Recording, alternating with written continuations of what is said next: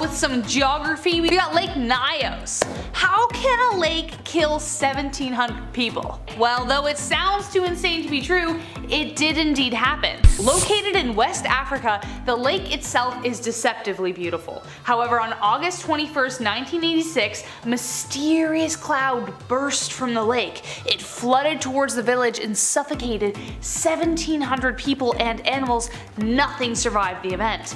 The reason this happened is because beneath the water there is a pocket of magma that leaks carbon dioxide into the lake. The CO2 stays dissolved in the water due to the pressure of the 650 feet of water on top of the magma secretions. Crazy, so kind of like a pop bottle with an invisible lid. Until one day, that lid popped. On that day, the lake abruptly depressurized and the CO2 exploded into the air, causing the devastating event. Today, pipes are used to siphon the CO2 out from the bottom of the lake in order to prevent this from happening again, but imagine when it did happen, it must have felt like some kind of magical grim occurrence. For sure. Number 9. The Salem Witch Trials. If you follow me on MA, you just know how much I hate the Salem Witch Trials. I hate them so much, okay? It's an event in history that is so inconceivably stupid, it's hard to believe it actually happened. The Salem Witch Trials occurred in Massachusetts between 1692 and 1693, where more than 200 people were accused of witchcraft and 20 were put to death. It all started because the daughter of Reverend Paris, Elizabeth, who was 9, and his niece, Abigail Williams, same age, started having fits. Another girl, Ann Putnam, age 11, started having them as well.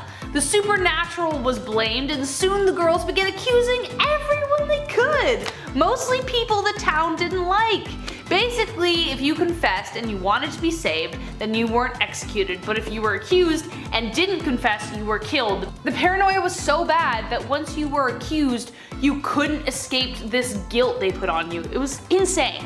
But after the paranoia finally subsided, the colony admitted that they probably made a mistake and compensated the families. Like, yeah, oops, might have gotten a little carried away there. Wow, whew, I got excited, sorry guys. Here's some money.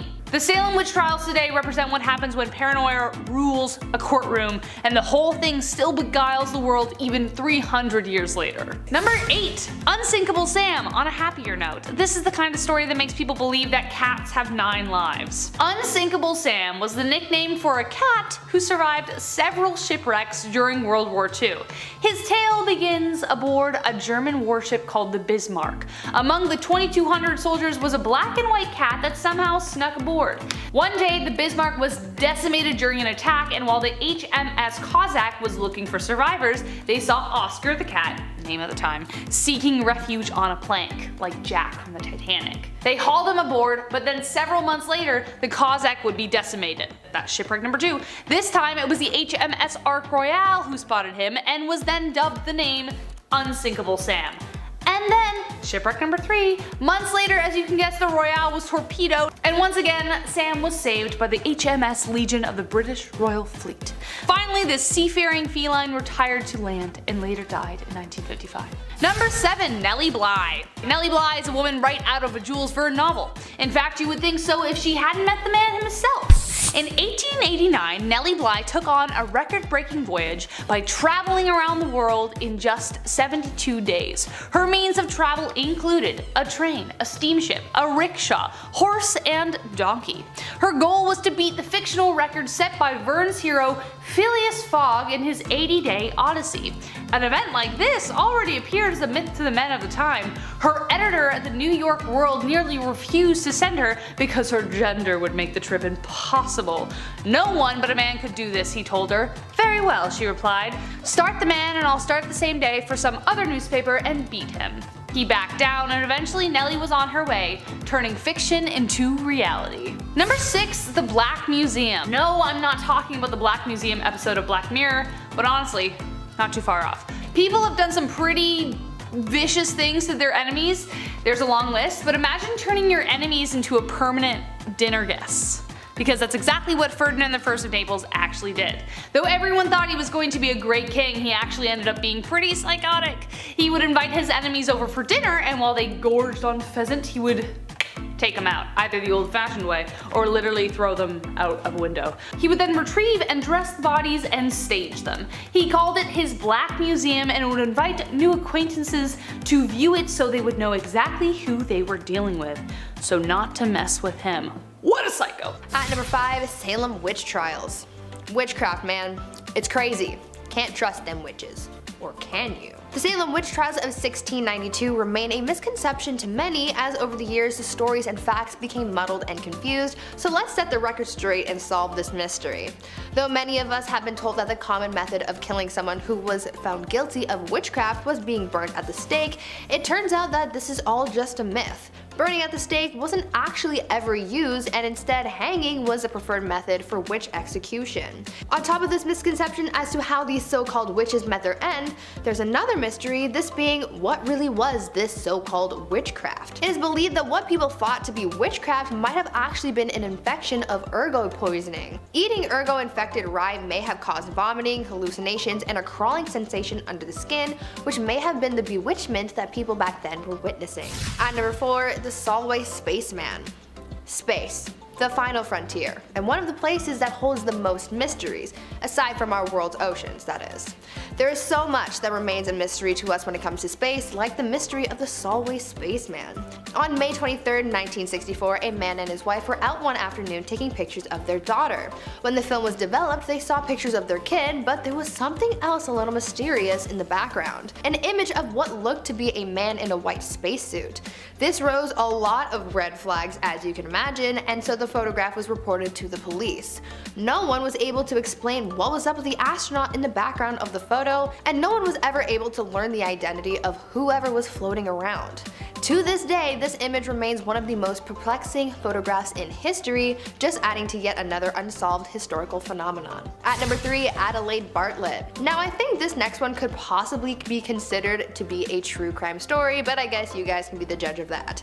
Up next to the plate, we have the unsolved mystery of Adelaide Bartlett and the supposedly impossible killing of her husband.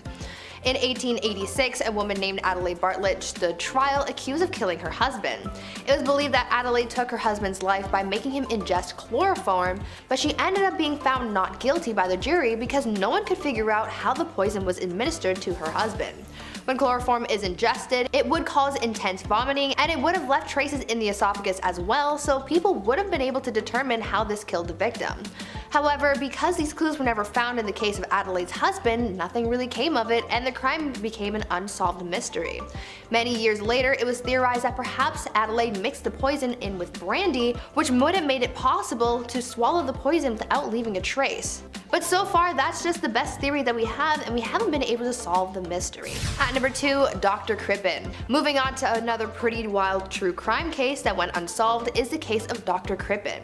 Back in 1910, Dr. Crippen became one of Britain's most infamous murderers after the body of his wife Cora was found in the basement of the couple's home. Punishment was pretty swift in this case, and the doctor was arrested, tried, found guilty, and ultimately executed. For years, this just remained a closed case, but in 2007, DNA testing blew the doors off this case when it was discovered that not only was the body that was found in the basement not Crippen's wife Cora, but it was actually the body of a man. Evidence later showed that Dr. Crippen was innocent and that he was wrongfully executed. Now the question remains, what really happened back then? But we may never get the answers that we need. And finally, at number 1, the devil's footprints. Nothing says spooky mystery quite like the devil, right? This next unsolved mystery dates all the way back to the morning of February 9th, 1855, where people in towns all across southern Devon awoke to find a trail of hoof-like marks in a single line in the snow. Witnesses described these markings, saying that it looked like it had been branded into the snow with a hot iron.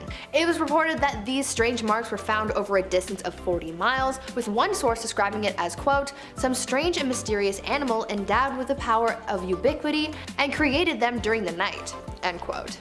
To this day, these bizarre markings were never explained, though some had theories ranging from escaped kangaroos to badgers and even mice.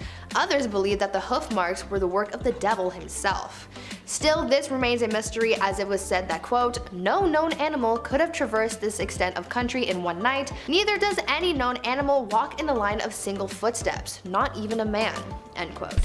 Kicking off the list at number 10, the golden toad. Scientists usually use frogs as a diagnostic for how things are going to go on our planet. And the answer is not good. Usually it's not good. Especially not for the froggy woggies. Amphibians breathe through their skin, which I gotta say, one, gross, but it makes them extra sensitive to changes in their environment. The golden toad extinction event happened pretty recently and very quickly. In their native home of Costa Rica, it was considered a good omen, or lucky if you saw it, but then sightings of this shiny dude became less and less, and then poof! 1987, these tiny little guys started to disappear one by one. Like the dreams we had as kids, almost, some would say. The local population was ill at ease, and they had good reason to be. Alongside the golden toad, nearly half of all frogs and toads also started dying within a 30-kilometer range. And even stranger is that the area was free from human intervention, which led scientists to conclude that the cause was related to, you guessed it, climate change. As the temperatures rose, the frogs became more susceptible to the chytrid fungus, which decimated frog populations worldwide. And in 1989, the golden toad was the first species to become extinct as a direct result of climate change. Sad stuff. Rachel recommends reading The Sixth Extinction by Elizabeth Kolbert because, well, it's a good one, so check it out yourselves. Number 9, the Peanut Island tortoise. When the Mayans said the world was going to end in 2012, they may have just been onto something. We lost the last peanut giant tortoise back in 2012, and his name was Lonesome George. His name was Lonesome George. I'm gonna be the first to cry on this. And for decades before his passing, scientists were trying to get him to mate with females of a similar subspecies, but he just wasn't feeling it. To be fair, look at him. The guy looks exhausted. He looks like he needs 3 coffees before swiping right on mating apps. Lonesome George and his wrinkly-necked friends. This is sad, Taylor. Lonesome George and his wrinkly-necked friends weighed in at about 400 pounds, growing up to 6 feet long. Again, this extinction comes back to us humans with the use of tortoises as an onboard food in the 19th century and the goat population of Pinta Island growing rapidly during the 60s and 70s. These tortoises ran out of food. Number 8, the Labrador Duck. Love ducks. You might as well play Goose Goose Duck because sadly, the Labrador Duck is no more. But even before it went extinct, the Labrador Duck was always rare, and it's served that way. Also referred to as the pied duck or the skunk duck due to its coloring, not its smell. Not much is known about its behavior and habitat, but we do know that it liked to hang out in sheltered bays, sandbars, harbors in New Jersey, Long Island, New England, and of course, coastal Labrador, northern Quebec. Did it have a New York accent? Did it have a New York accent or a Canadian one? We just can't be sure. We've been looking, but honestly, we don't know at this point. The Labrador duck went extinct in the 1870s, but the direct cause is still unknown. Was it eaten to death? We don't know. The bird was known to taste bad, but was pretty cheap for meat at the market, so that could be one possibility. But the ducks were actually hunted for their feathers more than their meat, and their eggs were harvested as well. Another reason is that they were often in competition with us over their main food source, which were, as you would have guessed, mollusks. Human interaction obviously played a massive role in its ducktails, especially considering the last known specimen was shot in New York. Shot in New York. Not a movie, assassinated in New York. Did they realize what was happening around the time? Probably. Yeah, realistically probably. But it just goes to show how much the level of care has differed over the last century in relation to extinction. Number 7, the Great Auk. Its name makes you think this thing is the size of a moose or it's some type of ox, when in fact it's really just a cute, flightless seabird. Rather. Once belonging in colonies off North Atlantic coast, the Great Auk would grow up to 30 inches long and its tiny wings would only be used to swim. Water wings. They were much smaller than 13 centimeters long. Little penguin flappy arm, no wonder they couldn't fly. They were cute but quite defenseless. Around the 1500s, European fishermen discovered this perfect area for hunting, and it just happened to be where most of these great auks were hanging out. Newfoundland looked like the iceberg in Club Penguin, so quite a few of them bit the bullet. By the 1950s, the last 2 known specimens were hunted by a fisherman on Eldey Island, just off the coast of Iceland. So if you need to pay your respects, that's where you need to head. Number 6, the Stellar Sea Cow. Just like bumblebees are the whales of the insect world, they were the cows of the sea. Okay, I think I know about these cows. Hailing from the same order as the manatee, the Stellar Sea Cow was a stellar sea animal until the very end. But they may return one day. Fingers crossed, more on that in a second. The Steller sea cow was named after George Wilhelm Steller, who discovered this massive blubbery creature in 1741 during the Vitus Bering's Great Northern Expedition after the crew became shipwrecked. Adults would have weighed about 9,000 kilograms and could reach lengths past 11 meters. That's a whole lot of cow. Despite surviving since the Pleistocene epoch over 2.6 million, 11,000 years ago, they were no match for humans. They only swam at a meter deep and communicated via huffs and sighs to their family and lifelong partners, as I do normally. Are you hungry? Kind of. George Steller commented that the animals had an uncommon love for their families, which made it incredibly easy to hunt them. Okay, that's really depressing. Leave it to humans to exploit love in order to kill. Classic Bruce Willis stuff. Considering the 1 year gestation period, the species just couldn't reproduce fast enough to keep up with the hunting, so they just died. But they may return. Scientists were able to sequence the genome, which can mean we could see these creatures again one day. Number 5, Leo the lion. Believe it or not, you've seen this lion before. In fact, you've probably seen him many times while watching your favorite films as a kid and even now. The lion in the photo is the one, the only, Leo the lion, the majestic beast who roars the MGM logo, like the old one. Leo the lion was the regular star of MGM since it was founded in 1924. The first MGM lion was called Slats, not Leo, and he actually didn't roar, he was just kind of like looking around. It was more like a gif. But Leo is actually the most familiar roar, like everybody knows what he sounds like. But who is the man having tea with such a lion? Well, that of course is Alfred Hitchcock, the king of thrills. This photo was taken in 1957 of the two legends posing to enjoy a hot cup of British tea. Number 4, Walter Yeo. Though the picture itself is a little disturbing, it signifies a life-changing moment for Mr. Walter Yeo and also for thousands more. This was one of the world's first plastic surgery procedures. Walter Yeo had suffered a dreadful accident while manning the guns on the HMS Warspite during World War I. He lost both his upper and lower eyelids in the event. A year later, however, he met Sir Harold Gillies, who would be considered the father of plastic surgery. His idea was to take skin from another part of Yeo's body and place it over the area in like a mask-like shape, as you can see in the photo. Dr. Gillies then went on to carry out the surgery on 5,000 injured men from June 1917 onward. And thanks to his work, thousands of people have benefited since the years of the war. Yeo himself lived until he was 70 years old. Number 3, the Dinosaur. The car of the future that really never made it there, and we can see why.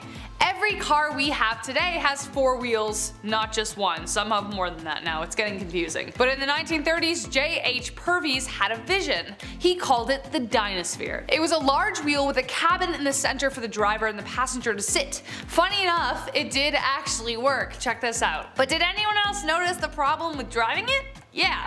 You have to drive like Ace Ventura with his window open because it broke, you know what I mean, that scene? Exactly. In order to see past the giant wheel spinning in front of you, you have to kind of rubberneck it out to the side. JH made 2 prototypes, one ran on gasoline and the other ran on electricity.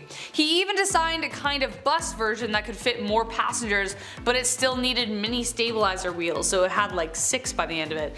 Do I kind of want one though, because it looks fun? Absolutely. Would I want to take it on a road trip across Canada? Absolutely not. Number 2, the Hindenburg Disaster. Based off the title, you already know that this is a picture of the Hindenburg Disaster because I already said it. Spoiler alert. The Hindenburg was the largest dirigible ever built and it was the pride of World War II. Yahtzee, Germany, you know which one I'm talking about. But YouTube gets mad. The first successful airship was constructed in 1852 by Henry Giffard, but the problem was he used hydrogen. This made both French and German designs of the craft susceptible to explosions if something went wrong. Hence, Exhibit A. What you are seeing in the photo is the direct aftermath of a devastating accident. On May 6, 1937, the dirigible touched a mooring mast in Lakehurst, New Jersey, sparking the explosion, which took the lives of 13 passengers and 21 crew members. Something as simple as a small spark from the engine ignited the hydrogen core, and the craft fell 200 feet to the ground in flames. And last but not least, number 1, Spectators. This is the photo taken at the trial of Al Capone. Yeah, it suddenly makes a lot of sense as to why people are covering their faces. When someone says to you 1930s gangster, Al Capone probably jumps into your head. He was deemed public enemy number 1 by the US government for bootlegging and other illegal rackets during Prohibition. The terror the ruthless gangster incited in the city of Chicago is evident by this image. Witnesses and spectators of the trial covered their faces so they wouldn't be recognized by Capone's vengeful accomplices or Capone himself. Behind those fedoras may lie other criminals yet to be unmasked, or civilians scared of a Tommy gun waking them up at night. Either way, you know he must have been one terrifying dude. Authorities did everything they could to catch him, but he would always slip right through their fingers. Finally, his reign came to an end in 1931 when they caught him on income tax evasions of all things that landed him an 8-year sentence.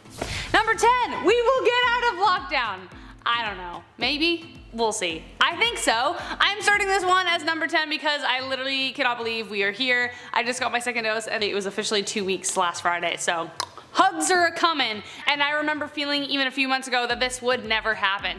Researchers estimate that over 9.5 billion doses of the vaccine will be administered by the end of 2022. That means that for weddings, school, restaurants, libraries, work without masks is going to be in our future. With the Delta variant still at play, there is the possibility of other precautions being put in place, but still, if not by 2022, then eventually. The vaccines can protect against it, so as long as we keep doing our part to keep each other safe, we are on the way, babies! I'm gonna hug so many people! Maybe even you. Or you, Chris. Number 9, the Sagrada Familia. One of the largest and longest construction projects will finally come to an end. Antonio Gaudi's masterpiece began construction in 1882 and has had nine architects take over since. It is called the Sagrada Familia Church and is located in Barcelona, Spain, or Badalona, as they say in Vicky Cristina Barcelona. I love that. Badalona?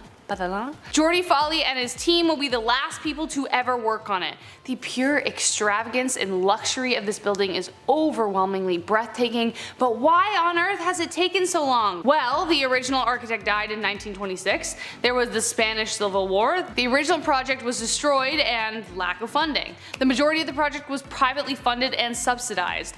The designs that Gaudi laid down are also incredibly complex, with each layer and brick containing intricate details. He wanted to build the highest church in the world, and that it will be, with the central Jesus Tower reaching 172.5 meters. But finally, after 150 years of construction, the church will finally be complete in 2026. If everything goes well. You never know. As we found out in the last 2 years. You just never know. Number 8, the triple Jovian eclipse. Some really cool things have already happened these past few months, and there's plenty more to come, so don't you worry. The next Jovian eclipse is set to happen in 2032. What is that, you ask? Well, 3 of Jupiter's largest moons, Io, Ganymede, and Callisto, will align across the planet's surface like a couple of cool space polka dots. Yeah, we'll call them that. Jupiter has 16 moons in total, and the 3 mentioned are among the biggest in its orbit. The last time this happened was in 2004 and was caught on the Hubble Space Telescope by some miracle. The event happens so quickly, and this time scientists are hoping to capture the event in sharp detail, so stay tuned. Watch your Google. Number 7. We might live forever? I don't know. Put down the Botox and hold the collagen injections. There might be another way. Thanks to the SENS Research Foundation, we may find a way to turn back the clock when it comes to aging. Dr. Aubrey de Grey is an English author, biomedical gerontologist, and mathematician who believes that one day, aging might be stopped by medical intervention. His research involves attempting to find a way to treat the disease of aging by repairing damage on a molecular level. One of the main causes of aging are dead cells, or senescent cells. Once the cell stops multiplying, they release a whole stew of chemicals that cause inflammation and the breakdown of surrounding tissue. Now usually our body fights these off because they are recognized as imposters and they are forced to self-destruct. But they accumulate with age. If they are successful at finding a way to diminish these cells, it could mean that they could make a 60-year-old feel and look 30 again. Pretty exciting stuff. Not without controversy though. MIT Tech Review challenged molecular biologists to disprove Gray's claims for a chance to win 20 grand, but nobody has yet. So...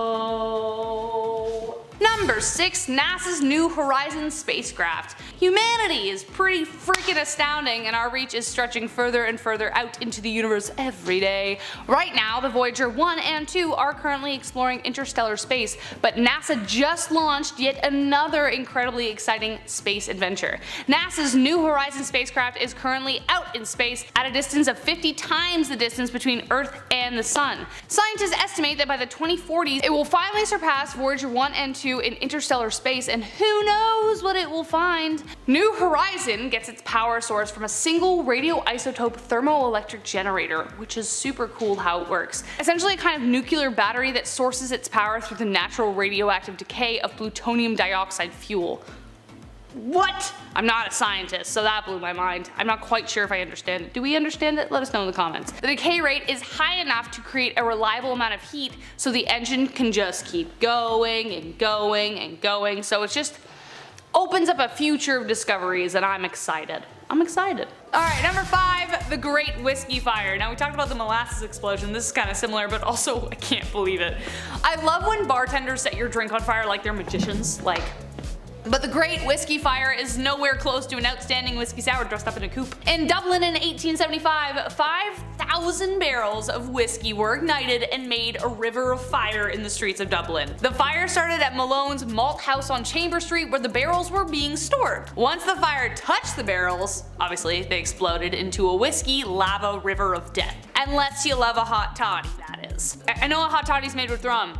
You could also use whiskey. Anyways, all you could basically do was run. It was like, it set fire to everything it touched. Water, sand, gravel were all useless against it, so Captain James Robert Ingram, the head of the fire brigade, suggested horse manure, and miraculously that worked, but imagine the smell. It was the most destructive fire in the history of Dublin, and 13 people died. As terrifying as this sounds, no one died from burns or suffocation from smoke inhalation. As the city was succumbing to the fire, crowds gathered around the pool of whiskey with pots, pans, hats, and boots to collect some for themselves. The people that did die died because they got alcohol poisoning from drinking the contaminated whiskey from the street. I shouldn't laugh at that, I'm sorry. You can't make this stuff up. It's one of the reasons Irish and whiskey go hand in hand.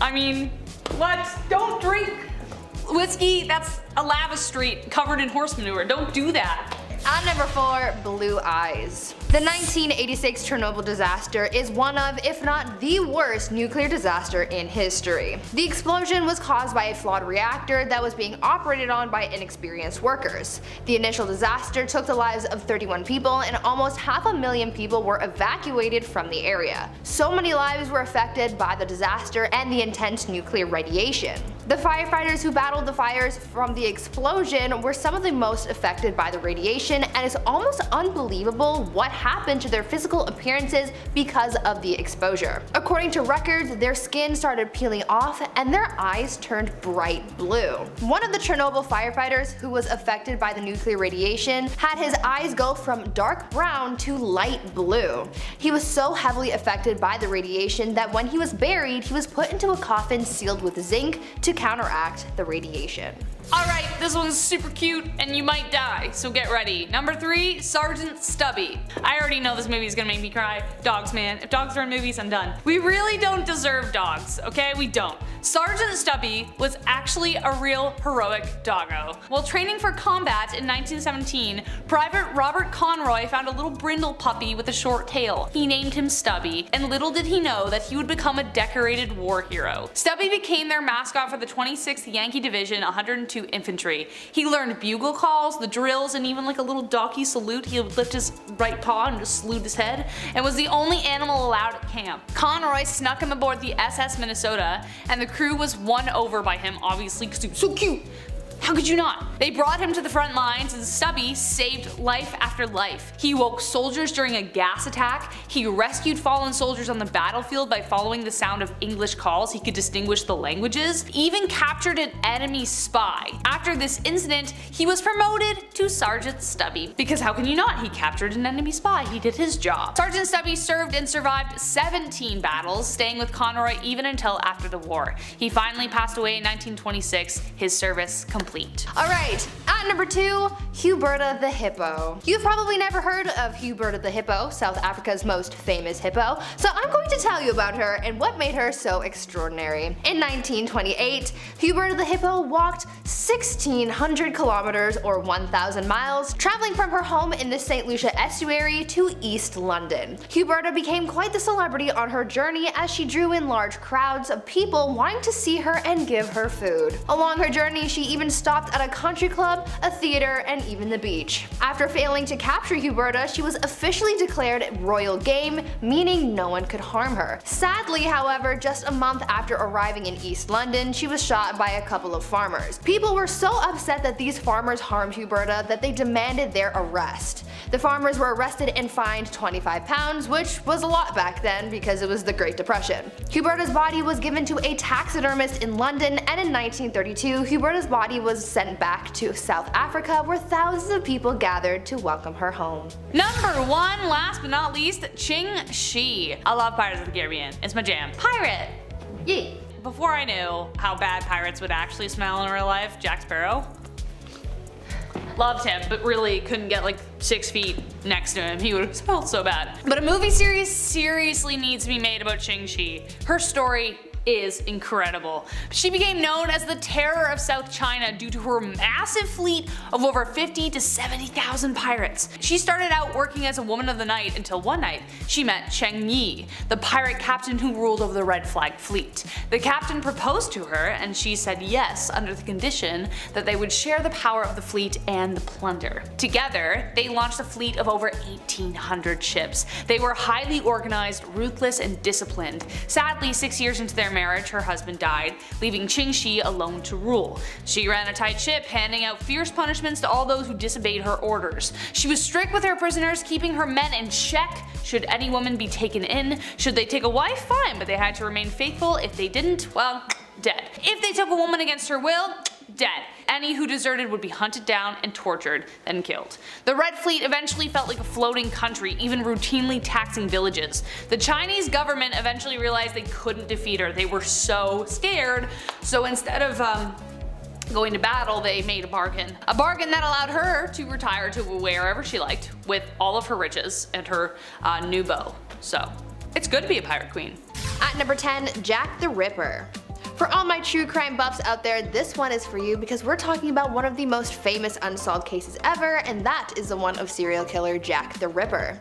Even nearly 130 years after the killing spree that took place in London's East End in the late 1880s, no one knows who the person responsible for all this bloodshed was.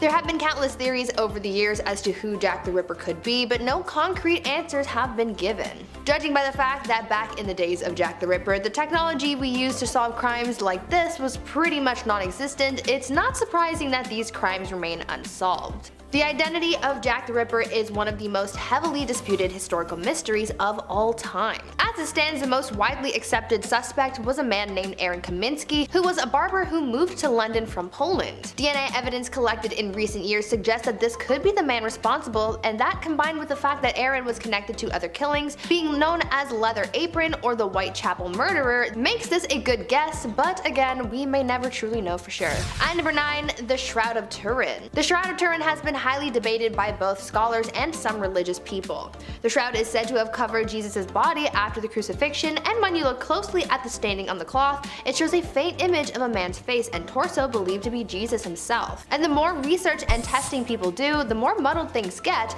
making it even harder to find a definitive answer to whether or not this is really Jesus' face in the cloth. The search for the shroud's authenticity has been ongoing for decades, and there's no definitive answer of whether or not it's real. Carbon dating has suggested that the cloth is less than 800 years old, meaning that it may have come from some time in the Middle Ages. But a study done back in 2014 suggested that perhaps an ancient earthquake that affected Jerusalem may have created an ionic image in the shroud, as well as, quote, altered the radiocarbon levels that later suggested the shroud was a medieval forgery, end quote. Right now there are more questions to be answered than ever before, so it may be a while before this mystery is solved. Now before we continue talking about some of the mysteries throughout history that remain unsolved, why not take a moment to leave a like on this video if you're enjoying it so far, and while you're at it, consider subscribing to the channel to see more videos like this one. At number 8, Amelia Earhart. Another one of the most famous unsolved mysteries from history is what the heck happened to Amelia Earhart? I'm sure you guys have no doubt heard of the famed pilot who tried to fly across the globe but was never seen again. In 1937, Amelia departed on her journey to circumnavigate the globe, but after receiving an emergency message from her, people got worried, especially when communication stopped entirely. The search for Amelia began just an hour after her last recorded message, but to this day, Amelia nor her remains were ever found. In 1940, a woman's body was located on Gardner Island, part of the Phoenix Islands, Kiribati in the western Pacific Ocean. Along with it looked to be a campfire, shoes, and navigational equipment. The woman looked to be around Amelia's height, but the identity of the body was never truly confirmed to have been Amelia. Searches have continued to be led in hopes of finding some trace of the pilot and what may have happened to her, but so far we have nothing. There were rumors of a woman seen alive around the 1930s, so some believe that she may have just lived as a castaway, but once again, we don't know for sure. At number 7, Mothman? Now let's get into an urban legend that some believe could be true, though remains a mystery to us all. The legend of the Mothman has inspired many things in pop culture, such as the 2002 film The Mothman Prophecies. The original story of the Mothman comes from a dark November night in 1966, where a group of teenagers claimed that they had seen a beast with bright red glowing eyes. According to the Mothman's first witnesses, they watched as the creature launched himself into the air, unfolded its wings like a bat, and started chasing them until they were eventually able to get away. It may sound ridiculous, but many times legend is based on something real that we just can't comprehend. So if the Mothman itself isn't real, then what is it? We may never know. At number 6, the Titanic. Everyone knows about the Titanic, right? It was the unsinkable ship that went against its namesake and ended up at the bottom of the Atlantic Ocean. This historic tragedy has been talked about for many years and has been a staple in pop culture for a long time as well. The most well-known case of this is the 1997 film Titanic that portrayed a dramatized story of the sinking of the ship. Now you're probably wondering, well, it's not a mystery. We all know that it just hit an iceberg and it sank. But there's a lot more mystery to that than you'd think. Turns out that the ship's collision could have been avoided with a pair of binoculars. There was a pair of binoculars locked inside on the ship's crow nest, and the keys were kept by Second Officer David Blair. Unfortunately though, Blair was replaced in a last-minute crew shuffle before the ship set sail, and Blair kept the key with him, and therefore the crew couldn't unlock the box with the binoculars and weren't able to see the iceberg in time. Though this mystery remains kind of solved, there's still a number of conspiracy theories concerning the Titanic that you can always deep dive into. Number 5, not reporting a dead body. Yeah, this was a big deal. I mean, still is, but hear me out. This one reminds me of Stand By Me. What a classic. You can find dead whales, dead bodies. It's the dark ages. You gotta find a lot of things, but you gotta report them, all right? It's the law. You gotta report dead whales and you gotta report dead people. Both very important. In medieval times, roughly around 1240, the law surrounding the discovery of a dead body, well, it varied depending on the region and the time period, of course. But generally, if somebody discovered a dead body, they were required to report it to the courts, or the lords rather, my lady. So quiet. That's all medieval times right there. Failure to do so could result in punishment, as it was considered suspicious behavior, which, you know, fair. We'll ask some questions regardless, no matter what. More often than not, the finder would be asked to provide information about the circumstances surrounding this death, including any possible suspects. Yeah, take a guess, detective, no pressure. In some cases, the finder may have been entitled to a reward for discovering the body, and in other cases, well, you yourself could be charged with the death of said body. So, I don't know, 50-50, just do one of these. Oh, I didn't see anything, see ya. Number 4, no stealing dead whales. I mentioned it, you wanna know more? Sure, let's do it. I'm not sure how one would do this, first of all, without the help of 490 of their closest friends, because whales are pretty heavy, but the no stealing dead whales law originated in the 17th century in England, where beached whales at the time, they were considered a valuable commodity due to their oil, their meat, their bones, whatever. The law made it illegal at this point to take a beached or stranded whale without permission from authorities or lords, and violation of the law could result in fines or imprisonment. Again, imagine going to jail for a whale. Your bunkie has 19 kills. You're like, yeah, I took a whale, so have at her. I can't get a kayak into water without pulling something. You're telling me people, medieval mobs, hungry mobs, drag whales back home? That's impressive, really, if anything. Guys must have been jacked. Nice leg workout. All beached whales in the UK have belonged to the king or the queen since 1324. One guy back in the early 2000s, he actually offered a dead whale to Her Majesty, but she politely declined. But he was doing it right, you know what I mean? He read some medieval books. He was like, good evening. All right, bring it in. Number 3, Abel and Baker. Okay, we often remember Laika, the space dog, and her 103-minute cosmic journey around Sputnik 2. Very short and sweet trip there. But does anybody remember Abel and Baker? These two? Are you kidding me? This was America's version of Laika. This was less than 2 years later. On May 28th, 1959, the United States launched 2 female primates, Abel and Baker, into space. Yeah, we launched monkeys into space. Then we made them snowboard and make movies about skateboarding. But first, we launched them into space, which was crazy. This mission lasted 15 minutes and they both safely returned back home with trauma. Lots of monkey trauma. The monkeys weren't injured from the cosmic commute, but a radio message came in shortly after they splashed down in the Atlantic. And the message said no injuries or other difficulties. It said Abel, Baker, perfect. Yeah, perfect. I mean, probably not, but they were alive, so perfect enough. I don't think we can blast any more primates into space going 10,000 miles an hour. That's just my guess, but you know, this was 1959. Things have changed a bit. Abel sadly passed away shortly after the flight. Meanwhile, Baker got all that fame. She got really famous. She was getting 150 letters a day, like fan mail letters. How is space? What's it like? Were you in movies? Can you skateboard as well like that guy on TV? Imagine if she had Twitter back then. Oh man, these ladies are icons. Never mind Laika. Hit that thumbs up for Abel and subscribe for Baker. Here we go. They're watching right now. They're watching you do it, so you better do it. Number 2, the boot. We'll finish with some medieval punishments because, you know, I'm watching Game of Thrones again right now, so why not? Let's do this. The boot was interesting. This was a scary punishment that you won't believe actually happened. We didn't learn about this one back in school. The device at hand here was a massive oversized boot, large enough to fit both of your feet, and it was also made of iron or copper. You see where I'm going here. Well, these boots were often brazed onto the floor, so the accused couldn't move around anywhere, and most of the time they were sitting upright. Now the boots at this point were filled with boiling water, or worse, molten lead. And from that point on, well, it's not gonna be great for you, is it? Another medieval punishment involving boots, which is somehow worse in my opinion, was first seen in Ireland. They were lightweight metal boots that were filled with water, individual, then they heated your feet over a fire until the water inside started to boil out the top of the boot. So I don't know which one's worse, honestly. I'd rather the first one because then it would be faster, you know what I mean? I'm not watching something boil. A watched boot never boils, I guess. Number 1, rats. Yeah, save the rats for last. Sure. This one really sums up how terrible humans have been in the past. Rat punishment originated in ancient Rome, classic, but it's been seen many times since, including in Game of Thrones, yeah. What was once called a rat trap involved the accused being tied down to something, and then a metal enclosure would be strapped down onto their abdomen or their chest. Now, inside this metal enclosure, there are of course rats. One or numerous, I don't know, both suck, which the strapped down person can feel walking around with their little rat feet. And at this point, the person instilling the punishment begins heating the other end of the metal enclosure. Now, historically, hot coals were placed on top, which of course very quickly creates a hot environment for these little scurrying plague rats inside on your chest. I'm getting so hot saying this. From here, the rats begin frantically searching for a way out because, you know, just like us, they have survival instincts. But unlike us, they have really sharp teeth. The sharpest teeth ever. The metal enclosure is too hard to bite into, but a human's chest, that is not. That is fine. You see where this is going now. The rats would eat their way out of the danger and into you, which would cause you a lot of pain. I'm gonna go throw up now. Number 10, the Isolator. The last thing anybody wants to do after the almost 2 years we've had. Ugh.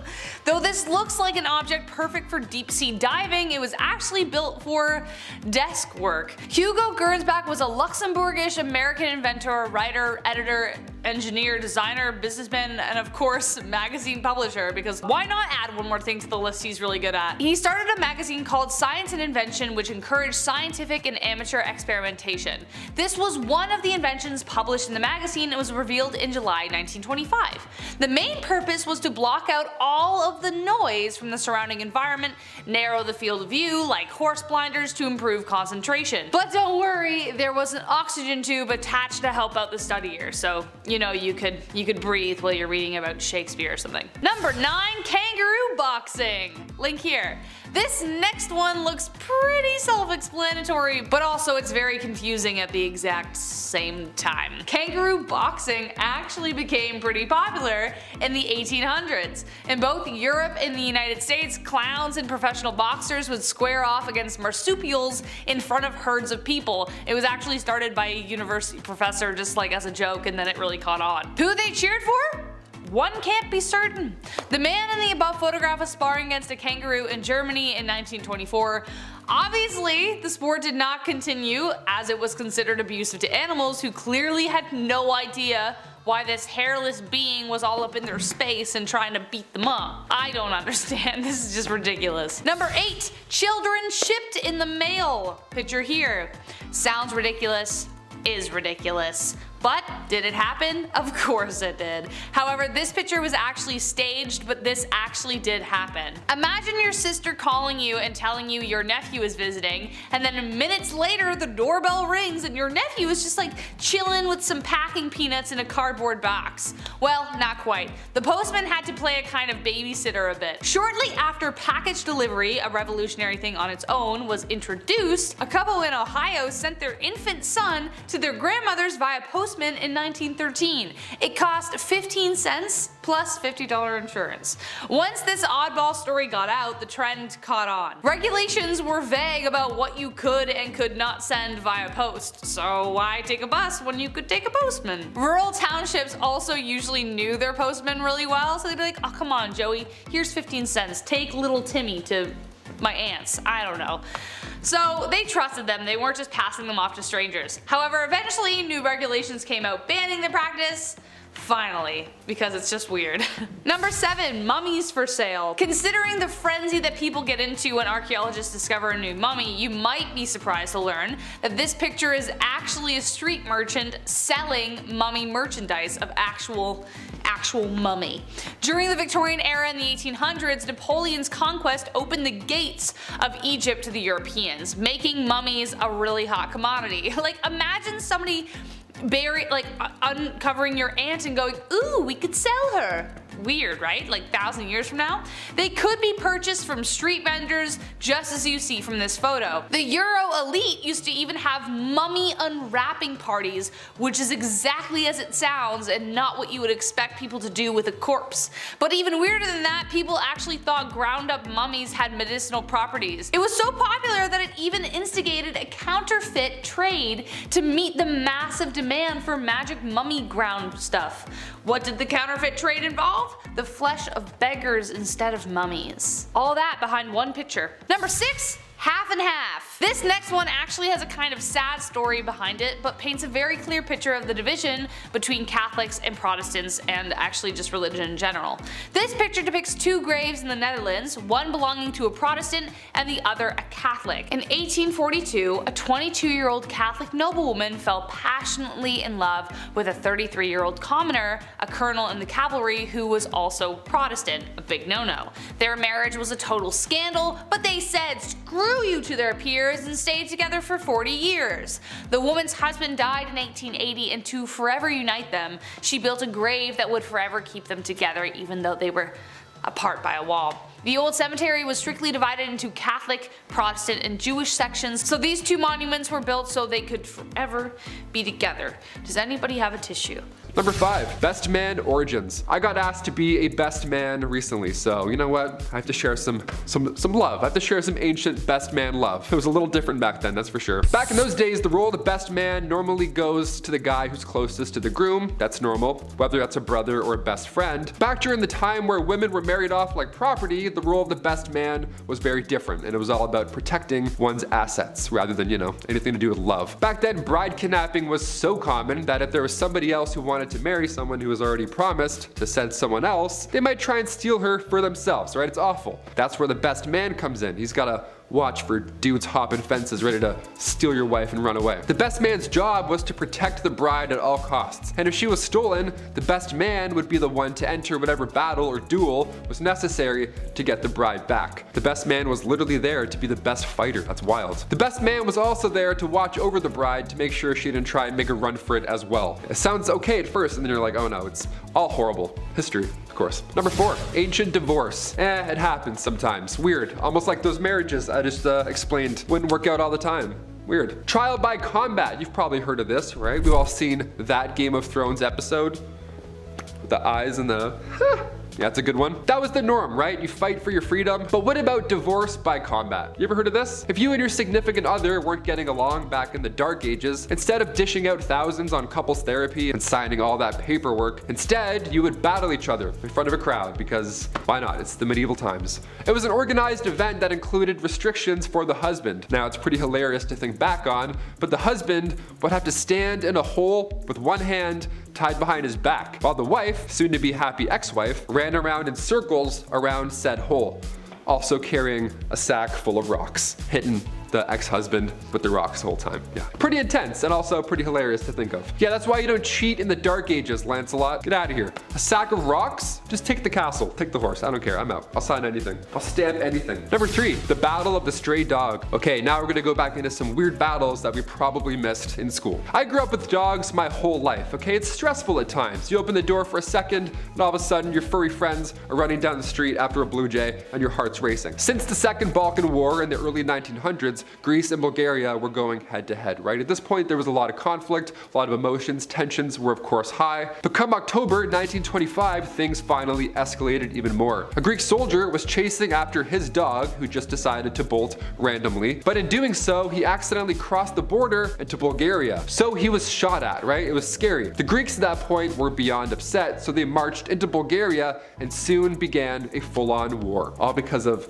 this dog, who saw a blue jay probably. By the time the International Committee negotiated a ceasefire to clear up the obvious misunderstanding, 50 people had already lost their lives. So yeah, keep those leashes on, please, unless you're in a off-leash dog park, because you might start a war. You never know. Number 2, the Battle of Los Angeles. Of course I have to mention this battle. This one's a little bit different, but maybe some UFO stuff going on here. The Battle of Los Angeles, otherwise known as the Great LA Air Raid, happened during World War II, right at the end of February 1942. This event, first of all, it took place only a few months after the Pearl Harbor attack. So yeah, everybody was of course immensely stressed out at this point. And then something like 25 enemy aircraft was then spotted flying over LA in the late hours of February 24th. So now everyone's freaking out. Air raids went off, blackouts were in effect. This was not a drill, right? Artillery fire, machine guns, anti-aircraft shells. In total, around 1,400 shells were all fired off. 2 people had heart attacks. 5 people died in total from this retaliation, and it was all a false alarm. Yep. A press conference was held by the Secretary of the Navy, Frank Knox, and he called the incident war nerves. Yeah. Oops. Thought I heard a noise. My bad. We'll just close that. No one touches anymore, I guess. War nerves. And finally, number 1, Battle of Zappolino. This one is pretty epic, okay? All over a bucket. Turning the calendars back to 1325, the Battle of Zappolino, it was a large-scale event all over a tiny bucket. And no, I'm not joking. The War of the Oaken Bucket. Now this war consisted of 2 Italian towns, Bologna and Modena. Now it all kicked off when soldiers from Modena snuck into Bologna with intentions to steal the wooden bucket from the city's well. Right? Resources were sparse back then, of course, so the Bolognese declared war, and then they sent in an invading force of 30,000 foot soldiers and 2,000 cavaliers. The city of Modena had a smaller army. They had 500 infantrymen and only 2,000 cavalry forces. But the thing is, those guys still won. They chased the larger army back to Bologna while destroying towns in the process. Now some recall them bringing the bucket back just to taunt the city, but right now the bucket is currently on display still in Modena, so it ended up finding its forever home there. And you can go check it out if you want. That many people kicked the bucket over this bucket. History is strange, my friend. At number 10, 18-month winter. If you live anywhere that gets harsh winters, then you know how annoying that it can be. Living in Canada, we know that all too well, and I can personally say that I despise winter. It basically lasts 6 months out of the year. If a 6-month winter sounds bad, then imagine how horrible an 18-month winter would be. In 1536 BCE, winter lasted a whole 18 months. Based on archaeological records, a thick dust veil and darkened skies caused temperatures to drop significantly in Europe and parts of Asia. This created some pretty frosty summers and harsh winters for those living in the area at the time. It is believed that this was all caused by a volcanic eruption that shot dust particles into the air, and they didn't dissipate for a long time. This phenomenon wasn't just a minor inconvenience to people though, and it greatly impacted the lives of many. It is believed that about a third of Europe's population was wiped out, and death rates soared to about 90% in northern regions. It was quite the catastrophe. Alright, number 9, Andrew Jackson. You know when you get so frustrated with someone, you just like take over and like do it yourself? You're like, come on, just let me do it. Well, that's probably exactly what went through Andrew Jackson's brain when he was about to be assassinated because it was so poorly done. He survived 2 point-blank assassination attempts by the same guy, seconds apart. It was a cold, wet day in January in 1835, and Richard Lawrence waited behind a pillar inside the Capitol Rotunda. The aging president was there to attend a funeral, of all things, and Lawrence wanted to add one more body. He leapt from behind the pillar and fired. A loud bang went off, but the powder failed to ignite. Fail number 1.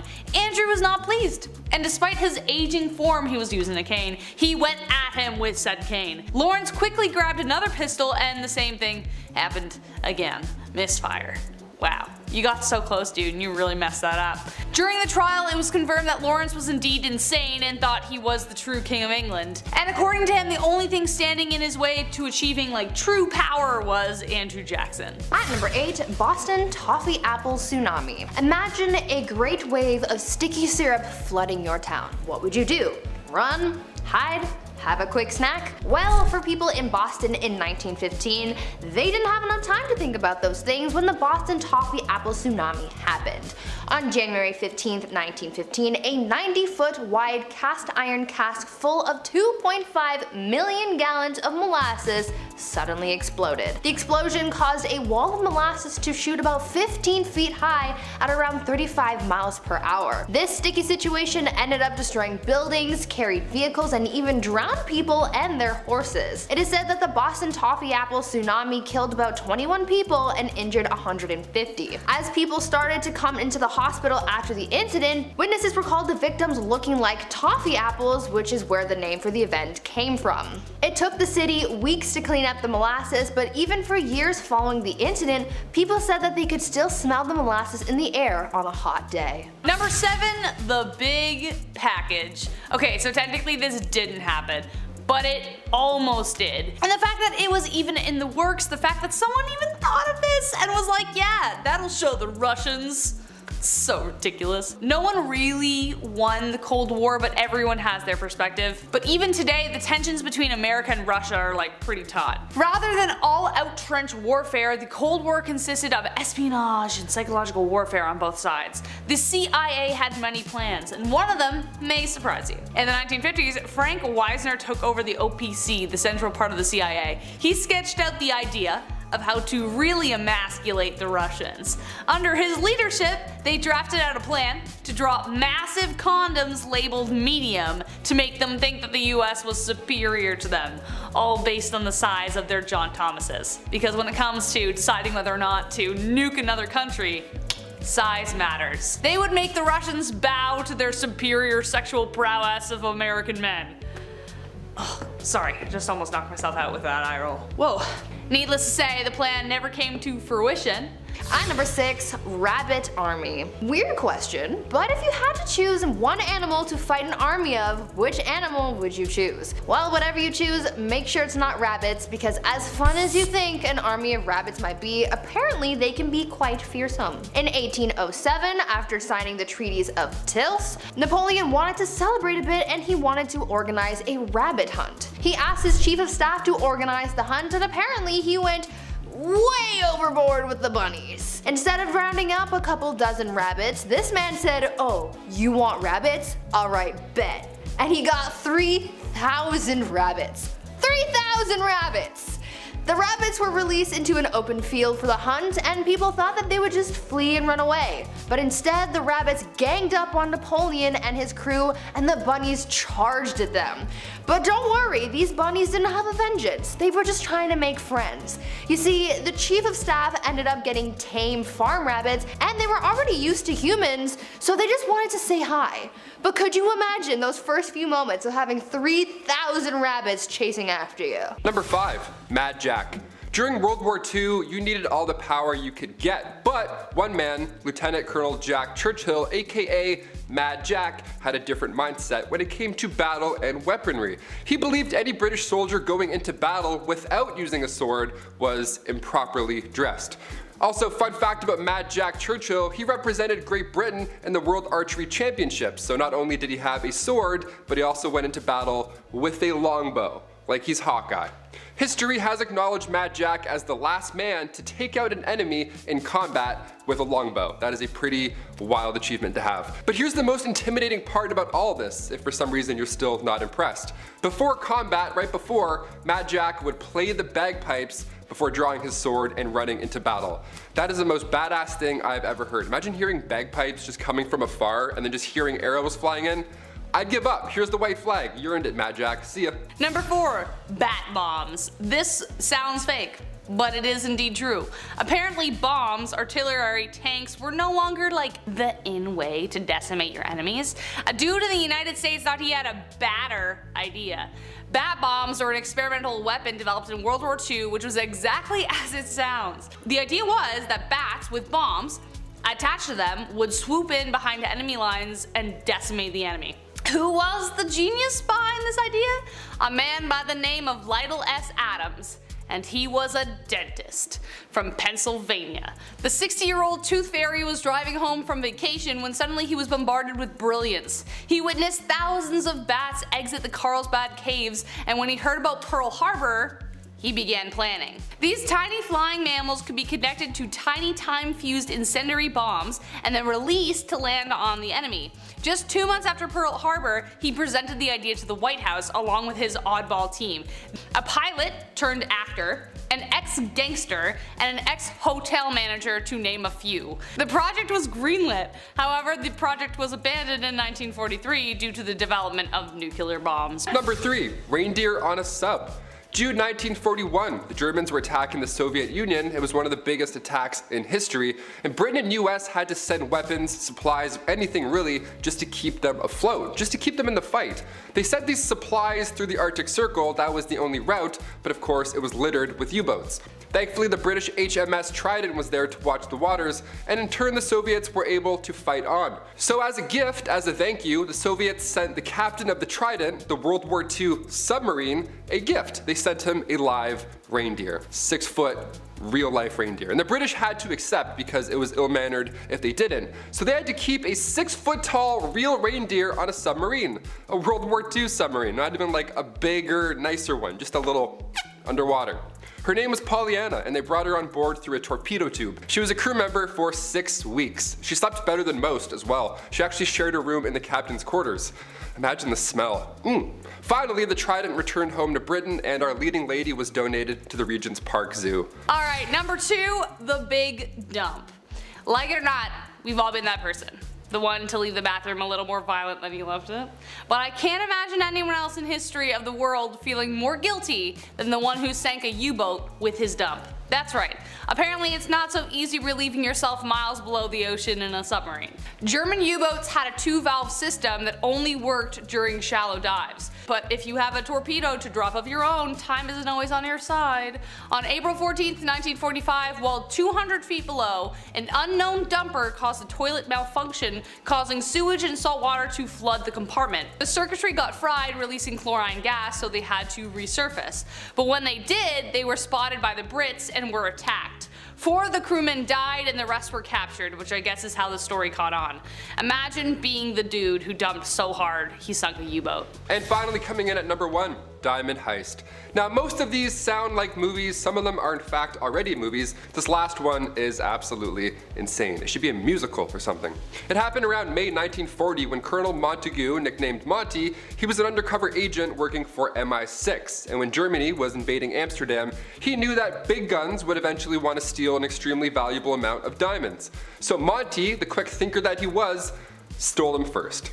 You know, to keep him safe and to also look cool. He had gotten a key to the entrance of the Amsterdam diamond market, like literally he had a key, like it's Legend of Zelda, and then traveled to the building in regular human ordinary clothes, broke in, but he didn't know the code to the vault. He was looking back on past clues that he had acquired, and he was working on getting in for about 24 hours straight. He literally heard Germans around the building, and he got in the vault just in time. He completed his diamond heist, traveled all the way to England, and turned the diamonds over to the Dutch government, which is something I'm sure not all of us would do, so amen, Monty, killing it. Number 10, ancient Mayan turkey worship. A lot of words there. Turkeys play a significant role in ancient Mayan culture, both as a source of food and feathers for clothing and decoration. If you were a turkey, you were screwed, really. In any department. Turkeys were domesticated by indigenous peoples in Mexico and Central America over 2,000 years ago, and their use and importance grew over time. It varies, and sometimes it looks like we're gonna worship a turkey and we have to talk about it. The Mayans also believed in animal symbolism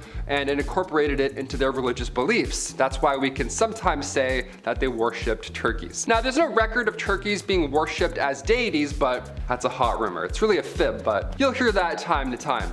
Turkeys are turkeys, they're not deities, they're just, I don't know, they're yummy, they're delicious, depending on if you like to eat them. Turkeys, yeah. They're deities, the more you know. Number 9, horse priest. Caligula, let's talk about this fella. He was a Roman emperor who ruled from 37 to 41 CE. Now, he was known for his erratic behavior, of course, given what I'm about to say, including his decision to make his horse a priest. His horse a priest. I don't know how that's possible. According to historical accounts, Caligula had a deep attachment to this horse and often lavished it with attention and gifts and lots of pets, I bet. He even went so far as to build a marble stand for Enceladus, his horse, and reportedly discussed making him a consul. First of all, a marble stand? Who's gonna... That's insane. Secondly, the decision to make the horse a priest was likely a political move just to mock the Roman Senate, which Caligula was known to despise at the time. So, I don't know, the act was seen as a demonstration of Caligula's power and disregard for traditional Roman customs and or values. Yeah, I would say so. Guy brings a horse in. Imagine being a taxpayer and you see this. Oh, I'd be livid. Number 8, Abraham Lincoln, the wrestler. Abraham Lincoln was a vampire hunter in that one movie, but in real life, he was also a wrestler. Yeah, he was kind of a badass. Who knew? Abe Lincoln was a famous American statesman and politician who of course served as the 16th president of the United States from 1861 until he was killed in 1865. Now, as a young man, before he changed history, of course. As a young man, Lincoln was known for his impressive physical strength and was said to have been an accomplished wrestler. Yeah, if he had seen that attack coming, he probably would have knocked them right out. I don't know. Dude's choking out politicians. Like what? According to some accounts, he participated in several wrestling matches in his youth, including one in which he was defeated by a man named Jack Armstrong. Yeah, imagine tapping out Abe Lincoln. How dare you, Jack? What are you doing? Lincoln was also a big fan of wrestling and often attended matches just to watch, even though he wasn't, you know, getting in tights and brawling with people. In fact, it's said that once he walked 20 miles just to watch a wrestling match where his favorite wrestler, Cornelius the Cornishman Grogan, was competing. So yeah, he was committed to the bits, you know? He was committed to the craft, I guess. His involvement in the sport helped to cement its popularity in the United States. You know, of course, being a president who wrestled, that's, yeah, fair, that ought to do it. Don't mess with Abe, I guess, or else he'll choke you out or something. Number 7, yellow attire. Back in 1420, the Venetian government issued a law requiring ladies of the night to wear yellow attire as a way to easily identify and also regulate their profession. Yeah, anyone looks like a big bright banana. Here you go. Look it up, your banana. The law was intended to control the spread of sexually transmitted disease and prevent the moral decay of Venice. So that was their solution. Hey, we're gonna wear yellow tops now. That'll solve everything. Nice. These ladies were required to wear a yellow veil and a yellow tunic, but they were also prohibited from wearing any expensive clothing or jewelry. Yeah, no personality, no fun at all, just business. The color yellow was chosen because, well, it was associated with betrayal, envy, and illness. All things sex, I guess. The law remained in effect until the end of the 16th century. My dad has a really bright yellow shirt. I have a new nickname for him now. Can't wait to call him after I'm done filming this one. Called Banana Bill. It's a good one. Number 6, no tennis. Yeah, you wanna play doubles? Think again, pal. How dare you? The 1495 tennis law, it was real. It was a French law that prohibited the playing of tennis in public spaces. So if you're gonna do it quietly and privately in your own home, all right? How dare you? Don't even think about playing tennis. Even after this video, don't do it. The law was enacted by King Charles VIII to address concerns about the game being too violent. Yeah, it was supposedly being used to train for combat and the potential for public disorder. Tennis. Yeah, who knew? The law also imposed penalties for those caught violating it, including confiscation of property and imprisonment. Yeah, what are you in for? I was playing doubles with my mother-in-law, so now I'm in prison, I guess. Huh. Yeah, you killed 9 people. Nice. Can't wait to bunk with you. Despite its intended purpose, the law did not prevent the game from being played, obviously. Can't stop us, pal. It slowly evolved into our modern day tennis, which we love. I love it, it's awesome. Tennis is very intense also. I don't disagree with any of these laws put in place. My father and I got in a bout one time over the lines. Gotta watch those lines. You need a line guy if you're playing tennis. You need it. Number 5, Sir Adrian Cotton de Watt. Love that name. There are going to be a couple unbelievable events on this list from World War II, so just a heads up. But truth be told, the war itself is kind of hard to believe. Sir Adrian Cotton de Watt was not only a man who survived the impossible once, but he made a career out of it. He wasn't like your Blackadder general in the back with a pipe. This dude was on the front lines tossing grenades with one arm because he already lost the other. He served in the Boer War, World War I, and World War II. He survived being shot in the face, skull, hip, leg, ankle, and ear. One eye and one arm short, this enthusiastic war hero dove into the bloodshed again and again. He was seen pulling pins out of grenades and throwing them with his one good arm during Battle of the Somme. But even as a 60-year-old man, he was still a beast. His plane got shot down in April 1941, he crashed it into the Mediterranean, survived, swam all the way to shore, then he got captured by Italian soldiers, thrown into a POW camp, then he escaped, eluded capture for 8 days, but unfortunately the lack of Italian looks gave him away. He was released 2 years later and Churchill was such a big fan of him, he made him his rep over in China. He ended up passing away peacefully at age 83. Despite hundreds of close calls with death. Number 4, Simo Heha. This is actually kind of a plug for a short film I'm looking to raise funds for. Check out my Instagram to learn more. But his story is incredible and it's so unbelievable. Simo Heha's story sounds like something straight out of a movie, except it actually happened. A humble Finnish farmer who became the Soviets' nightmare in World War II. He is widely regarded as one of the most accomplished and skilled snipers in history. The Winter War began in Finland in 1939 after Russia decided that it was time to regain some territory. They thought it was going to be easy. But soon they came to fear the man who would be known as the White Death. He was trained as a sniper at a young age, didn't want to take human lives though, so he just became a farmer, but the lives of his countrymen were at stake. The Winter War lasted just over 100 days and within that time, Simo hit as many as 500 men, his personal best being 40 confirmed hits in one day. Some people estimate that it was over 800 people. In March 1940, he was hit in the jaw by a counter sniper, leaving him in a coma for 11 days. But when he awoke, however, the Russians surrendered. That is poetic justice. Number 3, Alexander the Great. How did this guy exist? Was he the son of Zeus? The case is so convincing that even Alexander believed it himself. During the 15 years of his conquest, starting from his first victory when he was 18, Alexander never lost a battle. He was so prolific in battle that his strategies are still studied to this day. Before Alexander entered Egypt, they had been under Persian rule for just over 200 years. Through his incredible prowess and lightning-quick decision-making, Alexander defeated them. Egypt was so happy they even claimed him as their pharaoh. While he was in Egypt, however, Alexander decided to make the long trek to visit the shrine of Zeus Ammon. According to the man himself, he was guided there by ravens and it even rained during his journey, which was interpreted as a blessing. When he got there, the priest named him a son of Zeus. Now if that doesn't make this guy sound like a myth, then I don't know what will. Number 2, Boadicea. Boadicea is the Morrigan in my mind. She is Xena, warrior princess. This woman was so ferocious, she was called the Scourge of the Roman Empire.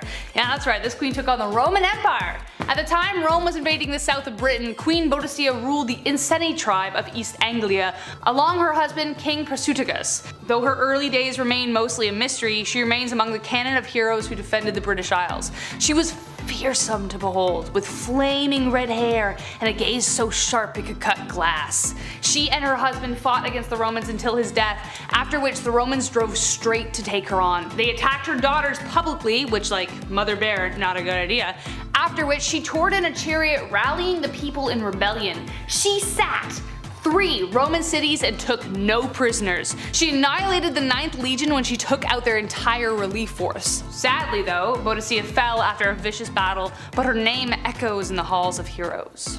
And last but not least, Richard, Saladin, and the Third Crusade. Just the Crusades in general are just unbelievable. Never in history have 2 rulers been so equally matched. Currently I'm reading Warriors of God, Richard the Lionheart and Saladin and the Third Crusade by James Rustin, and the fact that everything I've read so far isn't just the next Game of Thrones novel astounds me. These 2 never met because Saladin believed that kings should not go to war if they had met, but because they were fighting over the Holy Land, war was kind of inevitable. But while Saladin did not engage in warfare, Richard dove right in the middle of everything. They both had such incredible admiration for each other that in the middle of battles, they would send each other gifts. I don't understand. You killed my men. You killed my men. Here's a fruit basket. Literally happened. And another example, during the Battle of Jaffa, Richard's horse ended up being killed, and Saladin was so impressed with him that he sent him 2 new ones. 2! On top of that, Richard had taken off half of his armor before he had leapt ashore to fight. So he was basically half naked. Eventually Saladin tried to have him assassinated, but Richard was so ferocious in battle that everyone feared him. The dude was pretty much a human bulldozer. The 2 assassins ended up waking up the camp because they were fighting about who should take the guy out. Number 10. Mummification. Back in the ancient Egyptian times, of course, mummification was common. And even today we're finding more mummies. It's pretty exciting. We're uncovering more ancient history every day. But how the hell was mummification done? Obviously we can't talk about this in school because we're a little too young and maybe it's a little frightening. So warning, it's a little gross. We've talked about teeth worms and trepanation, so I don't know. I feel like you're prepared. Well, for starters, mummification wasn't cheap. Being mummified was reserved for the rich. Now it's pretty brutal, but what you would do is you would put a hook in your nose and then you would pull out your brains. All of the brains and the mushy stuff, just right out of your head. And then you would cut the left side of the stomach open, remove all of those goods, all those organs, gone, easy. And then while those are drying, you would put the lungs and the liver in jars. So ancient Egyptians, that's why they needed a lot of jars. You gotta put lungs and organs in it. And then you put the heart back in the body and then wash the insides out with wine and spices, all that good stuff. And then you would cover the body in salt for 70 days. Now around day 40, you would stuff in some sand, and then come day 70, that's when you would wrap them finally in the mummy bandages. And then the sarcophagus finally awaits. Those jars of organs were also stored in the burial chamber. So if you watch The Mummy and they're, making somebody a mummy and they're moving around, no, it wasn't like that at all. It took 70 days. It was a long, exhausting process. Number 9, first open heart surgery. Okay, going back to ancient Egyptians, why not? We're on a little track here. So they would clean the entire body out and then they would put the heart back in. Now, of course, they weren't alive during any of this, obviously. But when was the first ever open heart surgery? When did the impossible become a reality after this? Well, the first successful open heart surgery after mummification went down in Chicago in 1893. The patient was a man named James Cornish. He got a knife wound to the chest during a brawl. The surgeon, Dr. Daniel Hale Williams, who by the way used to be a shoemaker's assistant, he saved this man.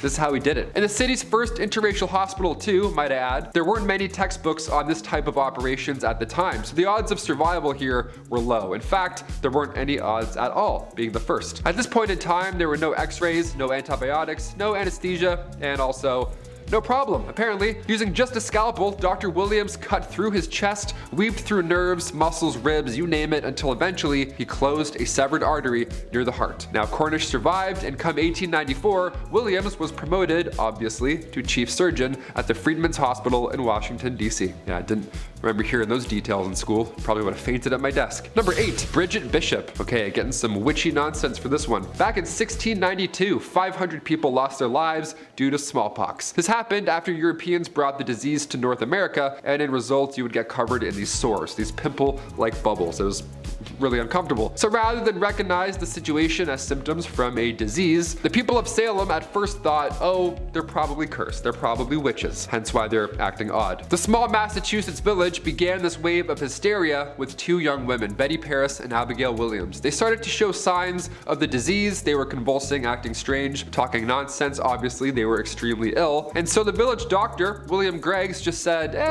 I think they're bewitched. There's a couple of witches in our presence. And then other villagers slowly started to show similar symptoms because, you know, science, that's how it works. But at the time, they believed Bridget was the first ever witch, and she was just cursing everybody around her. It was kind of the reason they kicked off the entire Salem witch hunt. It was all because of Bridget Bishop. Over the next few months, around 150 more folks were all convicted, all meeting their similar fate on Gallows Hill. Maybe it was Bridget Bishop, or maybe it was just rye disease. It's now referred to as St. Anthony's fire. You convulse, you experience delusions. Feels like bugs are under your skin. It's horrible. But these doctors didn't know that back then. Everybody just thought they were all cursed, that they were witches. No, they were not cursed. They just needed help. Oddly enough, in May 1693, just 1 year later, the Salem witch trials abruptly stopped. Did the town of Salem run out of witches, or did they run out of contaminated rye bread?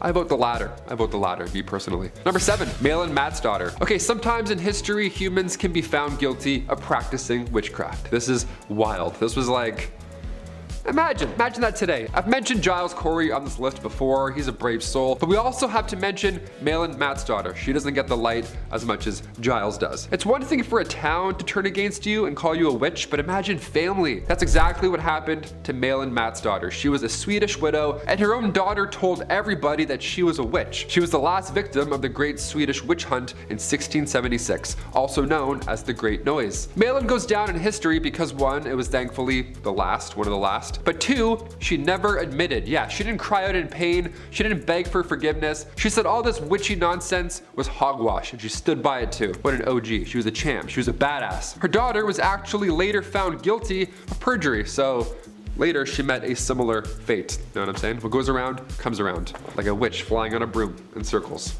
Number 6, wedding season. Okay, we'll brighten the mood up a little bit. We'll start going this way in ancient history. Maybe you fantasized about your own big day, right? Maybe it's a beach wedding, maybe it's a themed wedding like a winter wonderland, maybe it's a nice ice palace. It's always fun, I guess. I'm Canadian, so I'm like, no, definitely, but I hear ya. It's your big day, okay? Get creative. They say the best month to get married is June. And again, from a Canadian point of view, I can absolutely agree. In ancient Roman times, however, getting married in June was a must. See, June was the month of the god Juno, and they protect women in life when it comes to marriage and childbirth. So if it's between that and Halloween, obviously we're gonna go with June, right? Better omens over here for sure. Another myth is that bathing was rarely done back then. So when majority of the population washed up at the end of May or the beginning of June, everybody smelt nice, right? Everyone felt good and they wanted to celebrate. So why not have weddings in this month as well, right after we have a little bubble bath or 2. That's a myth, but I can also see it checking out. It does make sense. A June wedding in ancient Roman days was also done so that after a spring birth, the mother can hop back into action and help with that summer's harvest. Yeah, maternity leave? Never heard of it, sorry. Welcome to ancient history. It's the worst. Number 5, the smooth hand fish. Not to be confused with Cool Hand Luke. The smooth hand fish was the first time in modern history where a marine type fish has gone extinct. This fish was a shallow water bottom dweller, and I personally love him because he looks like one of the Bowser's minions. He looks moody. He has a fin that protrudes out of his face. Just 200 years ago, you would have seen these smooth dudes in the land down under. It lived in Australia, in Tasmania's warm waters, and what made this fish so unique, as its name hints towards, is its hands. The smooth hand fish would seemingly walk along the ocean floor using its fins as hands. The smooth hand fish would seemingly walk along the ocean floor using its fins as hands. So an angry looking fish with hands and a horn would walk towards you? hard pass.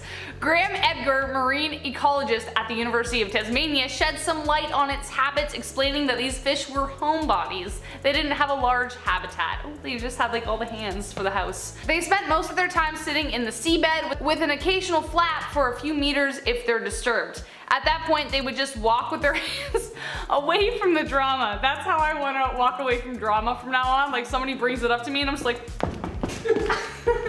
Number 4, Permian Triassic, aka the Great Dying. Okay, what a nickname, love it. And one of the most mysterious extinction events on this list. Let's talk about it. The Permian Triassic extinction event destroyed the vast majority of life on Earth over 250 million years ago. Life was booming and then silence. Scientists have been boggled and bamboozled for years, but these pieces may finally be coming together. This event is not to be confused with the death of the dinosaurs. That's a different thing, which is still not as sad as the film The Land Before Time.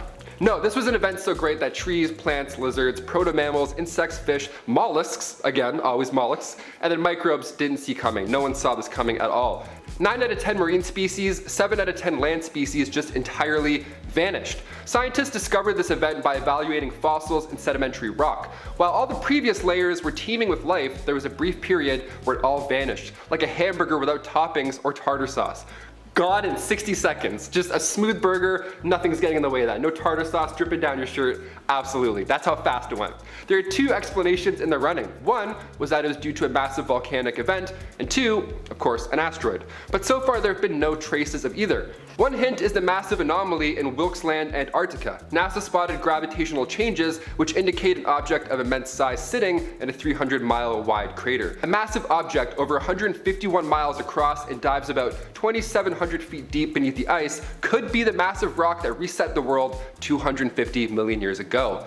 Or, I know what you're thinking, could also be aliens. We're 50-50 here, we're trying to figure it out. Number 3, passenger pigeons. Commonly confused with the mourning dove, the passenger pigeon once ruled the skies over Canada as recently as the 19th century. They're quite similar to the pigeons we see today, only instead of being aggressive and covered in mustard, they were quite graceful.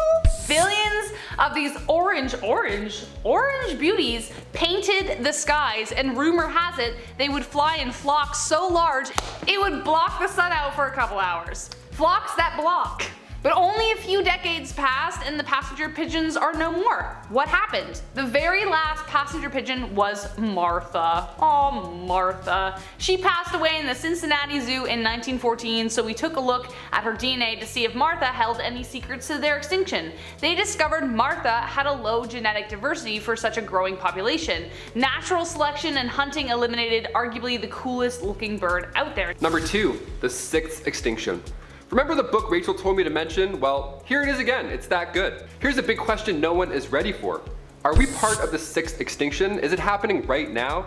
In the past, asteroids and ice ages have all caused massive extinction events, but after human beings invented the wheel and discovered fire, things started to change. In the 1800s, industrialization drove up extinction rates and continues to do so. Based on this list alone, we know how much human beings have played a role in extinction events of the past. Have we created one that we can't stop? According to Elizabeth Kohlberg, across the world, scientists are monitoring what could be the largest extinction event since the dinosaurs. That's right, the way human beings interact with the environment and affect biodiversity could be more deadly than an asteroid hitting the Earth. Come on, we gotta wake up. With an ever-climbing list of endangered species, Kohlberg and the world asks this question. Could this be mankind's lasting legacy, and is it too late to change it? And next up we have the Dunkleosis. Now it may sound silly because it has the word dunk in it, but this ancient fish did not shoot threes. It actually shot its head at you into self-defense at 50 milliseconds a jab. The Dunkleosis was a 34-foot long armored fish that came from the Devonian era.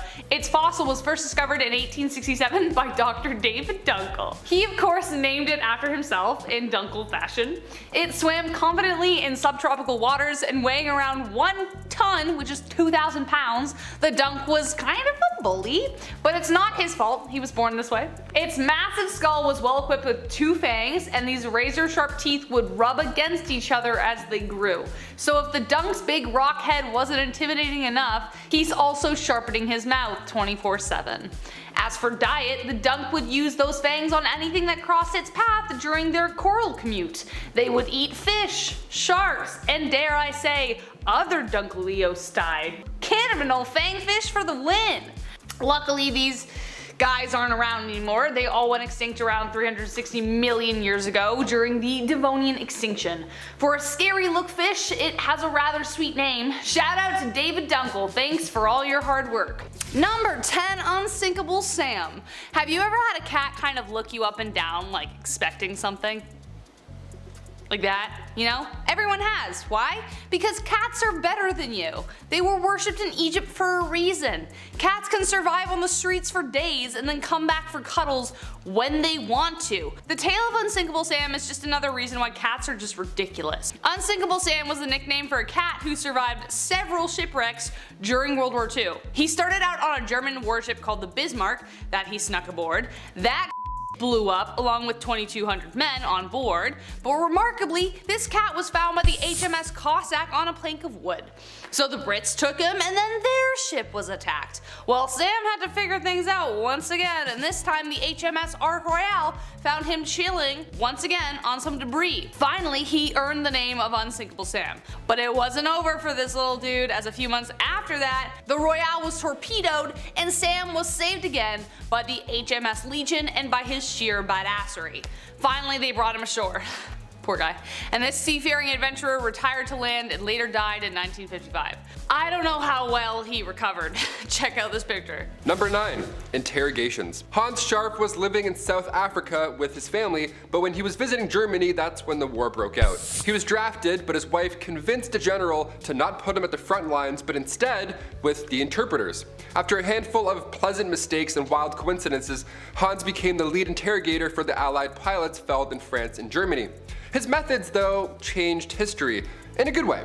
When he was younger, he witnessed a prisoner get abused, so from that day on, he vowed to never do the same. So his interrogation methods revolved around using kindness and friendly banter. His method had been studied since, and it works even better, of course. This way, whoever's on the other side, they leak more information, and nobody has to break any fingers. Once the war was over, Scharf testified against Germans, moved to the States, and began a new career as a mosaic artist. His work is currently on display right now in Cinderella's castle at Disney World, so if you want to take a good look, go and buy a $90 ticket and look. Number 8. The Limping Lady. Her name, Virginia Hall. Her mission, to take down the Third Reich. Athletic, sharp, and funny, fluent in German, Italian, French, and a little Russian, Hall had all the makings to be a perfect spy. Born in Baltimore, Maryland to a wealthy family, she had no limits on where she would go, except for this. She applied for the US Foreign Service twice, and was denied both times, firstly because she was a woman, and the second time because she was a woman and a cripple. She had accidentally mangled her left foot and had replaced it with a wooden prosthetic, hence the later name, the Limping Lady. She moved to Paris, and one night at a cocktail bar she was rallying against the evil German leader when a woman handed her a card. The woman was none other than Vera Atkins, a British spy master believed to be Ian Fleming's inspiration for Miss Moneypenny and James Bond. Throughout the war, Hall was dubbed the most dangerous spy on the Allied force by the Germans. They hated her. Through guerrilla tactics, expert stealth communication, and disguise, she quickly became a legend. After the war, Hall was awarded the Distinguished Service Cross, one of the highest US military honors for bravery in combat. Take that, Secret Service! Number 7. Operation Gunnerside. This next one should be a movie. It's already a movie? Damn it. Okay, back in 1943, the Germans were up to some things. We can't say certain words because of YouTube's stuff, but you get me, they were busy. In the early 40s, Germany took over a factory in Telemark so they could make plutonium.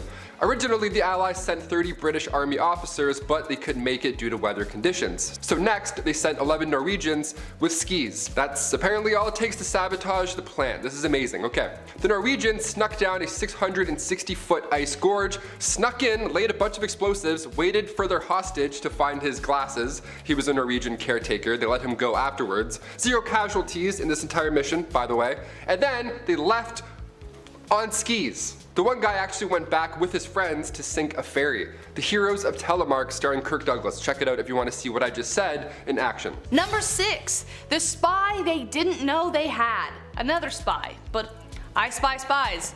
Not only did this dude fake his death for over 30 years, he was one of Britain's most crucial spies. He was so good, they didn't even know he was working for them. He was a veteran of the Spanish Civil War and loathed totalitarianism. He wanted to take dollar store Charlie Chaplin down.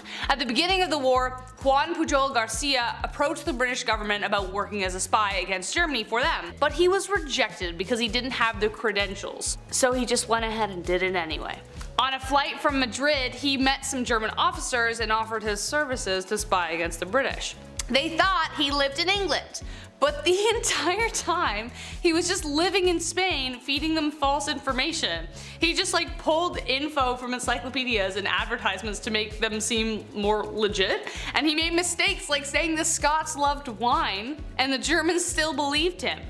Exactly, Scots loving wine? No way. He invented over 27 informants and spies that he received information from, therefore making him kind of invaluable. He eventually approached Britain, again, to apply for the job he was already doing. They of course hired him and were like, dude, what? What? Okay, sure.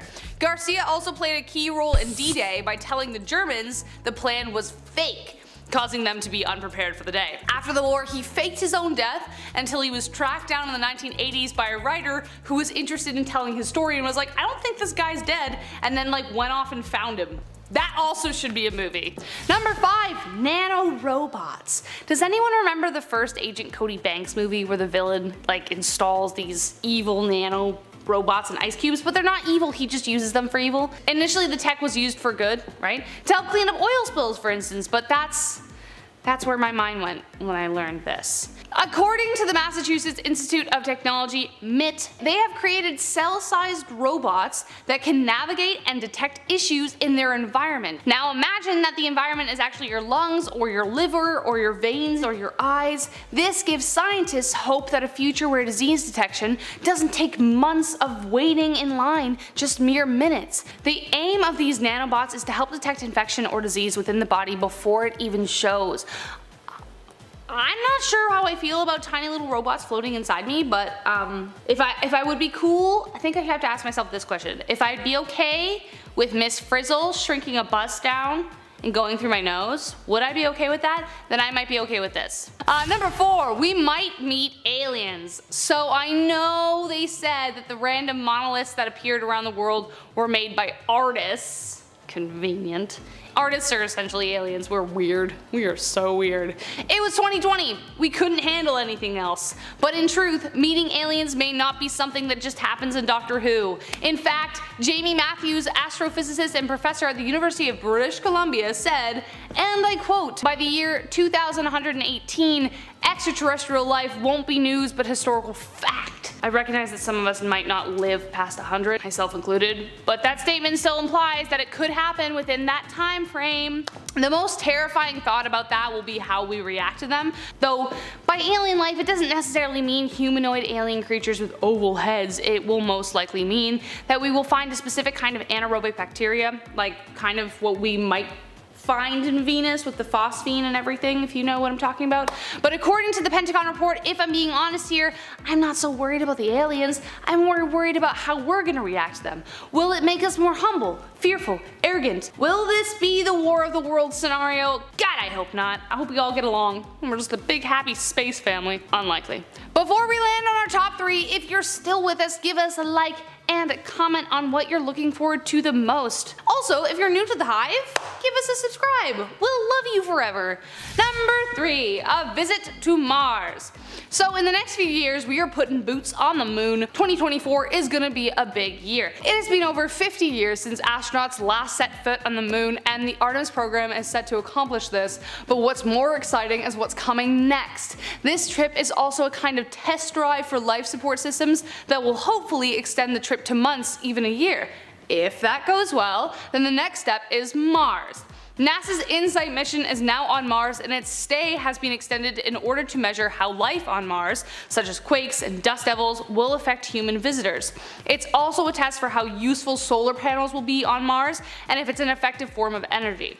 But its journey to and from the planet is the precursor to manned missions to Mars, so depending on how the next year goes, we might be around to see some astronauts on Mars. If they don't bring Mars bars, I'm gonna be really upset. That's all I'm saying. Number 2, space elevators. Sounds so cool. Satellites, rocket ships, and now space elevators. Oh baby. Tokyo-based Obayashi Corp has boasted that they have plans to build one by 2050. China is in the race, ambitiously trying to beat them by 5 years. The idea of having a space elevator is considered the holy grail of space exploration, even though it sounds like a concept straight out of Willy Wonka. It will essentially be a long cable extending from the planet's surface with electromagnetic vehicles traveling along the cable. To keep it from crashing like a beanstalk back to Earth, it will be attached to a massive counterbalance on one end, like an asteroid. In fact, exactly like an asteroid. That's a straight up quote from NASA. They want to move an asteroid into place for this purpose. I don't know, I feel like that's really ambitious. For some reason, I think NASA's plan may take a little longer, but it is in the works, folks. A mini elevator called STARS-Me, devised by Japanese physicists, will simulate on a small scale what conditions on an elevator to the stars would encounter in a weightless environment, so who knows? Who knows? Let's go. Number 1. AI surpasses human intelligence. AI. Artificial intelligence. Should we be scared? I don't know. Would Mary Shelley be shaking her book at us if she saw how far we've come and are going? From apps that anticipate our needs to robots doing TED Talks, AI is here, and it ain't going anywhere. In May and June of 2016, Yale University and Oxford's Future of Humanity Institute took a poll of hundreds of industry leaders in order to answer just one question: will AI surpass human intelligence, and if so, when? Their findings? Well, it looks like the consensus is that AI will be as capable, if not more, than humans in most tasks by 2060. Add another 76 years and experts think that AI will take over all human jobs. That sucks. My first job was at Wendy's. Imagine a robot serving me? They pretty much already do. The results are based on 352 experts who responded, though I'm pretty sure there is some flux in that. We've been wrong about a lot of things before. Maybe we are about this one. Who knows?